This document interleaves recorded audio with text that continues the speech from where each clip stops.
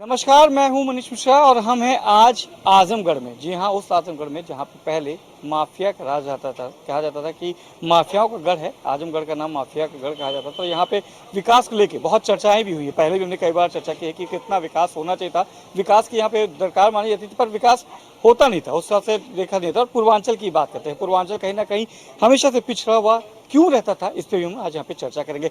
सबसे अहम चीज़ होती है कि आप चर्चा कहाँ कर रहे हैं। चर्चा करने की सबसे अच्छी जगह होती है चाय की दुकान। और हर शहर में एक कोई चाय की दुकान, जैसे लखनऊ में शर्मा चाय है, आप पप्पू चाय जाएंगे बनारस में, वैसे अगर आजमगढ़ आते हैं तो आप त्रिलोकी जी की चाय में नहीं गए, चर्चा नहीं की, तो शायद चर्चा पूरी नहीं मानी जाएगी। शुरुआत भी हम त्रिलोकी जी से करेंगे।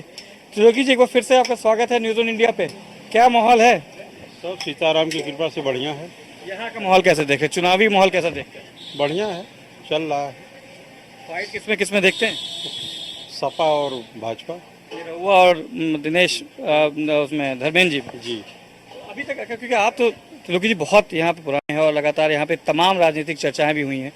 अगर यहाँ का माहौल देखेंगे, पूर्वांचल हमेशा से पिछड़ा हुआ रहता था और ये जिक्र कई बार पिछली बार भी हम आपके पास आए हैं। रीजन है कि वो हमेशा सत्ता के विपरीत रहते हैं, विपक्ष में हमेशा रहते हैं। तो जब विपक्ष में रहेंगे तो कुछ मिलेगा नहीं। तो अभी 15 महीने तो निरहुआ रहे, तो 15 महीने में उसने जितना कर दिया इतना इन लोग 5 साल में नहीं कर पाएंगे। किया है निरहुआ। हाँ, बिल्कुल किया है। रात में निरहुआ जी के साथ उन्होंने कहा कि आप किसी से पूछेंगे तो बताएगा हमने। हाँ, बिल्कुल किया है उसने। हाँ, और सब दिखाई दे रहा है। जिस तरीके से पूर्वांचल की बात होती, पिछड़ा था, माफियाओं का राज कहा जाता था, पर गोरखपुर बदल गया, गोरखपुर बदल गया, बनारस बदल गया, ये भी बदल गया है। अच्छा। हाँ, नहीं पहले हम लोग गाड़ी लेके कहीं जाते थे नवता में, तो ये डर रहता था कि कहीं कट्टा लगा के हमारी छिनैती ना हो जाए। अच्छा। तो वो चीज़ बंद हो गई है, तो अमन चैन तो है ही है, विकास भी यहाँ हुआ है। तो ये मुद्दा रहेगा। क्या मुद्दा तो पब्लिक जानती है, पब्लिक डिसीजन लेगी, अपना पब्लिक डिसीजन लेगी। शिक्षा और रोजगार के मुद्दे हैं यहाँ, और आपकी जो वोट होगा शिक्षा और रोजगार पे वोट होगा। और इस गवर्नमेंट में खास करके अगर बेरोजगारी को देखा जाए, बेरोजगारी काफ़ी बढ़ गई है। और सबसे अधिक आपको बता दें कि 69,000 शिक्षक भर्ती में 6800 अभ्यर्थी, अभी तक उन लोगों की नियुक्ति आने के बाद अब तक चयन नहीं हो पाया है। 5 जनवरी 2022 को लिस्ट आई, 2 साल हो गया, विधानसभा का चुनाव बीत गया, लोकसभा का चुनाव बीत गया, अभी तक उनको नियुक्ति नहीं हो पाई। दर दर की वो ठोकरें खा रहे हैं। और ये आपके माध्यम से मैं बताना चाहता हूं कि वो 6800 अभ्यर्थियों की नियुक्ति कब होगी। आखिर माननीय योगी आदित्यनाथ ने अपने ट्विटर हैंडल से उसको ट्वीट किया कि हम इन लोगों को नियुक्ति देने जा रहे हैं, लेकिन 2 साल हो गया। जो बेरोजगार हैं उसी तरह बेरोजगार हैं, उनको नियुक्ति नहीं दी जा रही है, उसी तरह सब पेंडिंग मामले हैं। तब की जो चुनाव होगा, शिक्षा, रोजगार और नौजवानों की जो बात करेगा उस पर वोटिंग होगी। स्थानीय मुद्दे क्या होने चाहिए? स्थानीय मुद्दे शिक्षा, रोजगार उन्होंने बताया था, इसके अलावा भी कोई मुद्दे आपको लगते हैं यहाँ पे? मेन तो सर यही है, ठीक है। जब ये होगा तो सब कुछ अपने आप सिस्टम बन जाएगा, शिक्षित होगा तो अपने आप सब सिस्टम सही हो जाएगा। अगर शिक्षा का स्तर अगर प्राइवेट स्कूलों का देख लीजिए, बिना बंदूक के वसूली हो रही है धड़ाधड़, हर साल किताबें बदली जा रही हैं। और आप जाकर देख लीजिए, जो बड़े बड़े स्कूल हैं, जिस दिन एडमिट कार्ड मिलता है 25% अभिभावक गिड़गिड़ाते नजर आते हैं कि सर पैसा बाद में देंगे, हमारा एडमिट कार्ड दे दीजिए, बच्चे का पेपर ना छूट पाए। आप पता कर सकते हैं, बिना एडमिट पैसे के एडमिट कार्ड नहीं देते हैं। जाकर आप जितने बड़े स्कूल हैं, ठीक है साहब, जाकर देख लीजिए, वहाँ पर जिस दिन एडमिट कार्ड बढ़ता है आपको 25% अभिभावक गिड़गिड़ाते नजर आएंगे। आपको 25% गिड़गिड़ाते नजर आएंगे वहाँ पे। क्योंकि यहाँ पे बात हो रही, जिस तरीके से मुद्दों की बात होती है, कई सरकारें कुछ लगेगा कि नहीं, प्राइवेट जो ये डकैती है स्कूलों वालों की, प्राइवेट स्कूलों की, उस पर अंकुश लगेगा कि नहीं लगेगा? ये मुद्दा है आपका, ये होना चाहिए। हाँ। इस पे कब अंकुश? हाँ, इस पे हाँ कब लगेगा अंकुश? अगर जाति विकास के नाम पे वोट दिए जाते तो मनोज सिन्हा गाजीपुर से कभी नहीं हारते, ठीक है। तो ये पूर्वांचल में ज़्यादातर जातिगत वोट होते हैं। जातिगत वोट होते हैं। लगता है कि जो जातिगत वोट की बात होती है, जातिगत समीकरण जरूरी होता चाहिए, कि उत्तर प्रदेश में हमेशा चुनाव 2 ही चीज़ के होते हैं, जातीय समीकरण और क्षेत्रीय समीकरण को लेकर। पर क्या मुद्दों पे चुनाव होना चाहिए? बिल्कुल मुद्दों पे होना चाहिए। जातिगत एक बहुत बड़ा बेकार चीज है हमारे इंडिया का, जो कहीं भी देखा जा रहा है। ऐसे लोग जातियों पे खासकर बोल बोल के आजकल वोट मांग रहे हैं, जो बहुत गलत है। ये नहीं होना चाहिए। बेसिकली क्या है ना कि अगर कोई नेता हमारे क्षेत्र से चुनाव लड़ रहा है, उसका यही मुद्दा होना चाहिए एजुकेशन। एजुकेशन अगर नहीं है किसी जगह पे तो बिल्कुल समझ लो कि उसमें बेकार चीज़ें पनपती, बच्चे पढ़ेंगे नहीं तो आने वाले टाइम में उनका फ्यूचर क्या होगा, उनकी सोच अच्छी नहीं होगी। सोच अच्छी नहीं होगी तो कहीं ना कहीं वो अच्छा सोच नहीं कर पाएंगे, यही जातिगत बातें बाद में भी चलती रहेंगी। एजुकेटेड लोग अच्छी चीज़ों पर बात करते हैं। एजुकेशन मस्ट है, एजुकेशन पॉलिसी ज़रूर होनी चाहिए। आप बताते हैं कि आपने एक्सप्रेस वेज बन गए, पूर्वांचल का विकास होना शुरू हो गया, तो क्या लगता है कि शुरुआत हुई है पूर्वांचल में कि नहीं हुई? नहीं, हुई है, काफ़ी शुरुआत ऐसी है जो हुई है, लेकिन अभी भी बहुत सारी ऐसी है जो होना और ज़रूरी है। जैसे कि हमारी शिक्षा को लेकर के यहाँ पर है तो, लेकिन अभी भी मानसिकता उतना ज़्यादा नहीं हो पाई है, थोड़ा सा लगता है अभी भी बैकवर्ड जो कहते हैं उसमें है। हाँ, थोड़ा सा है। बाद में बताऊंगा। जैसे प्राइमरी स्कूल पे जाओगे, देखो आजकल क्या है ना, गरीब माँ बाप पढ़ाई सही से अपने बच्चों की नहीं करा पा रहे। रीजन सबसे बड़ी ये है, उनके पास पैसा नहीं है और उनके बच्चे जो इन द फ्यूचर अगर पढ़ाई देखा जाए तो उनका कोई भविष्य नहीं है। जरूरी नहीं है किसी के पास मतलब लाखों रुपए हैं, 50,000 रुपए फीस महीने का देने का, तो इसका मतलब खाली अमीरों को लिए एजुकेशन है हमारे इंडिया में, गरीबों के लिए नहीं। बेसिक जो पढ़ाई है, जो नींव है, वो मजबूत होनी चाहिए, उसमें सुधार होना चाहिए। बिल्कुल होना चाहिए और ऐसा होना चाहिए कि सबके लिए समान एजुकेशन का एक मतलब अवसर मिलना चाहिए। ये बहुत जरूरी है। Education is the must in किसी भी बच्चे के लिए जरूरी है। चाय का तो आपने बता दिया, आनंद स्वाद बता दिया, चुनावी स्वाद कैसा है? चुनावी स्वाद जीतेगा तो यादव ही। ये तो आपने असमंजस वाली स्थिति कर दी। तो बस वही चीज़ है कि जीतेगा तो यादव ही, और समीकरण आजमगढ़ का इसी तरह का कहता है। अभी ये लोग कह रहे थे कि जाति समीकरण के ऊपर नहीं उठता, पूर्वांचल नहीं उठ पा रहा, इस बार भी जाति समीकरण यहाँ पे भारी है। नहीं, जाति समीकरण हमेशा मुझे लगता है कि हर पॉलिटिक्स में अगर नहीं भारी रहता, आप सोचिए बीजेपी ने भी यादव को दिया, समाजवादी ने भी यादव को दिया और बीएसपी ने माइनॉरिटी को दिया, तो जाति समीकरण यही जो है कि MY फैक्टर जो आजमगढ़ में बहुत प्रभावशाली है और ये निर्धारित करता है कि हमारा सांसद कौन होगा। अब मुझे नहीं लगता है कि याद इन दोनों के अलावा कोई सांसद आजमगढ़ में हुआ है। मुझे जब तक से याद है तो यादव और मुसलमान एक डंपी साहब हुआ करते थे, उन्होंने तो यही हुए हैं। और रह गई बात अगर फैक्टर जो चुनावी मुद्दे हैं, किसी भी पार्टी को मैनिफेस्टो अपना इस तरह का रखना चाहिए कि वो आम जनता की भलाई के लिए हो। मोदी जी गारंटी की बात कर रहे हैं, अखिलेश यादव PDA की बात कर रहे हैं, तमाम चीज़ों में मुद्दे वो कहाँ आ रहे हैं जो आम आदमी का सरोकार हो रहा है। आप कुछ लोगों ने आपसे बात की कि शिक्षा बेसिक आप हर काम में सरकारी देखोगे, ग्रेजुएशन करोगे सरकारी से, प्राइवेट अगर MBBS MD जो भी आप करते हो तो सोचोगे कि हमारे बच्चे को सरकारी मिल जाए। बट आप जब इंटर तक की पढ़ाई कराते हैं तो वो सोचते हैं प्राइवेट और अच्छी से अच्छी।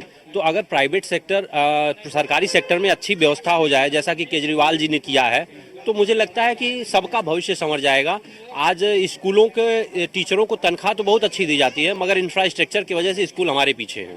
तो इस पे सरकारी स्कूल मुझे लगता है इंफ्रास्ट्रक्चर पे जोर देना चाहिए और जिस तरीके से जो तैयारी है उसको पूरा करना चाहिए। और बेसिकली जिस तरीके से जो काम हो रहे हैं, या फिर कहा जाए कि हमने कल निरहुआ जी से बात की, आज धर्मेंद्र यादव से बात की, तो उनका कहना है कि 15 महीने मैंने 15 साल का काम किया है।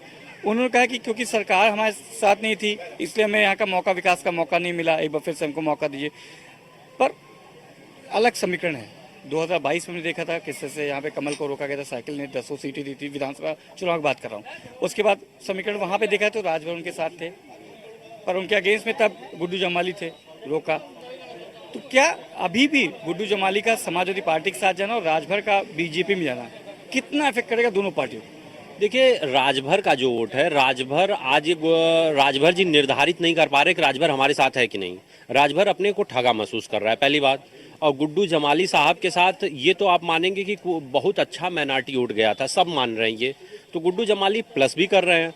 वहीं राजभर कितने राजभर जी के साथ हैं, यह प्लस करेगा निरहुआ के लिए। गुड्डू जमाली साहब भी प्लस करेगा कि गुड्डू जमाली क्या भी तो है कि आप अपने लिए वोट करना। जमाली साहब ने जो है कि निजी तौर पे उन्होंने जो है अपने निधि का जो पैसा है वो पूरा समाज में यूज किया। कोरोना काल में उन्होंने जो ऑक्सीजन सिलेंडर था उन्होंने अपने पैसे से मंगवाए। तो गुड्डू जमाली एक आजमगढ़ में नीट की कोचिंग चलाते हैं, नीट की कोचिंग चलाते हैं जिसमें 50 बच्चों को फ्री ऑफ कास्ट एजुकेशन देते हैं। तो गुड्डू जमाली का अलग फैक्टर है, वो सामाजिक हैं, हाँ, इंडिविजुअली असर पड़ेगा बिल्कुल। देखिए, मैं बता दूं कि ये 15 महीना जो है ये दिखाया काम करके उन्होंने।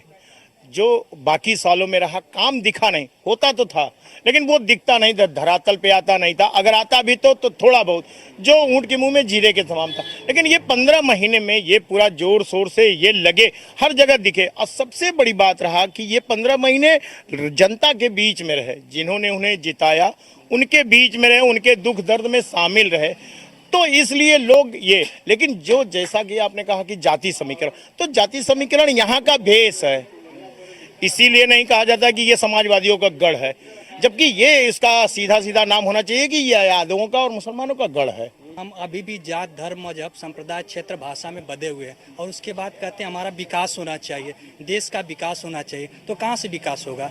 विकास के मानक बड़े अलग तय किए जाते हैं।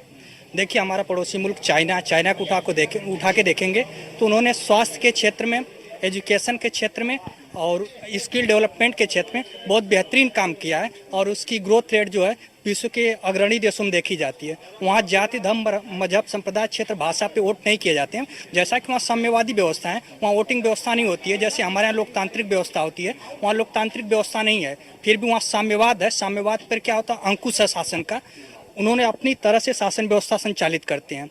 उनके यहाँ ऐसी व्यवस्थाएं बनाई गई हैं कि वहाँ पर इस चीज़ों की मांग नहीं होती है, लेकिन हम उसी उलझन में अभी भी उलझे हुए हैं। तो फिर हम विकास क्यों मांगते हैं? हम कभी भी मुद्दा नहीं उठाते हैं। हमारा सांसद आता, विधायक आता, हम केवल यह चाहते हैं कि हमारा काम थाने से हो जाए, थाने तक हमारे काम होने चाहिए। हम इसलिए विधायक, सांसद या जनप्रतिनिधि चुनते हैं। हाँ, बताइए तो हम विकास किस मांग पे उनसे मांगेंगे? हम कभी भी शिक्षा की बात उनसे नहीं करते हैं। पूरे चुनाव में देख लीजिए, प्रधानमंत्री जी हो या स्टेट लेवल के जितने भी सीएम हो, किसी ने शिक्षा की बात नहीं की, किसी ने शिक्षा की बात नहीं की, किसी ने स्वास्थ्य की बात नहीं की। क्यों नहीं की? क्योंकि 70 से 75 साल हमारे देश को आज़ाद हुए हो गए, लेकिन इस मुद्दे को मुद्दा नहीं बनाया गया, क्योंकि उन लोगों को उलझाया जाता है। यहाँ जनता की जो लिटरेसी है, लोगों की सोच जो है अभी भी निम्न स्तर की। पहले सोच बदलना होगा, हमको बदलना होगा। युवा हैं और बेरोजगार हैं, दोनों चीज़ें इनके साथ जुड़ी हुई हैं और यही समझ सकते हैं कि इस समय इनकी स्थिति, उनकी कंडीशन इस गवर्नमेंट में क्या है। इनकी नीतियों की इतनी तौहीनी हो रही है ज़मीनी स्तरों पे, जो भाजपा गवर्नमेंट की नीतियों से जुड़ा है उसका नुकसान ही हुआ है। नुकसान के सिवा फ़ायदा नहीं हुआ, लोग दिवालिया हो गए हैं। मेरा 49,77,000 का 17,000 रुपये का अकाउंट एनपीए हो गया सिर्फ इनकी योजनाओं से जुड़कर।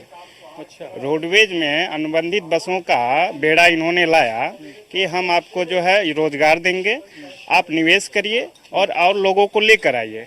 हमने इनकी योजनाओं का प्रकार समझा, इनकी हानियां और जो है लाभ दोनों समझे।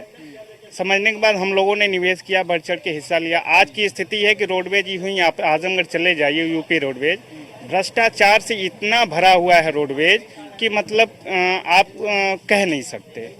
हाँ, और ये बिल्कुल साइकिल एक तरफा है, कोई लड़ाई नहीं है। वो तो कहते हैं कि हमें मौका नहीं मिलता है क्योंकि सरकार नहीं रहती है, इसलिए हम काम नहीं कर पाते हैं। निरहुआ जी कह रहे 15 महीने में काम करके दिखा दिया। कोई निरहुआ जी के आज कह रहे हैं, सब जुमलेबाजी है। यहाँ पे धर्मेंद्र यादव बहुत ज़्यादा वोटों से जीत रहे हैं, इसमें कोई लड़ाई ही नहीं है। अच्छा, एक तरफा है।